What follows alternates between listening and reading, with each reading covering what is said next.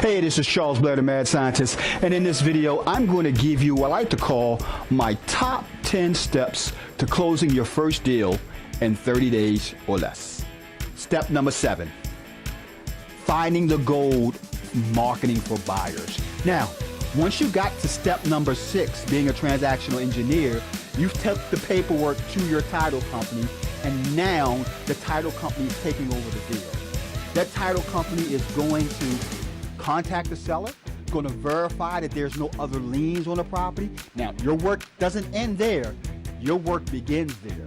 I find more often than not, very few wholesalers realize that once they take the property, or should I say take the contract to the title company, they don't understand that they should also follow and walk that deal to the close. So when you take the property to the title company, the paperwork to the title company, you have to and keep in contact with that title company, letting them know that you're there to help them and assist them in anywhere you can be when it comes to talking to the seller or helping to get different information from the seller, paperwork and so on. Now, a key part to this process is you understanding that now you have the deal under contract. Step number 7, you have to find the gold. You have to find the buyer. And that's where your marketing comes into play. Now, marketing can take place in a lot of different ways for buyers. Some of the simple ways is basically just going to an actual auction at the courthouse steps and contacting or speaking to the buyers at the courthouse steps. Most of those buyers are cash buyers, adding them to your buyers list. Another great way is using, especially if you're in the Maryland, DC, Virginia region, you can use a site called MD Land Records. MD Land Records allow you to actually pull up transactions by the actual guarantor, seeing if the transaction was done by someone using their IRA money. And most often than not, when they're using their IRA money, chances are this person is an investor. Another great way, your real estate agent. Remember, and step number 1, we talk about the foundation, how that real estate agent is a part of your team. You can have that team member pull listings from MRIS, Multiple Regional Information System, and find cash properties that was purchased with cash.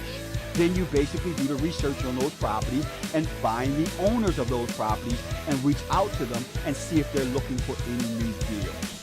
Another great way is to basically pull up HUD listings. HUD has a category inside of it where the properties were sold to investors. Once again, you'll parse those listings and find different buyers from those actual HUD sales, the investors that purchased those HUD sales.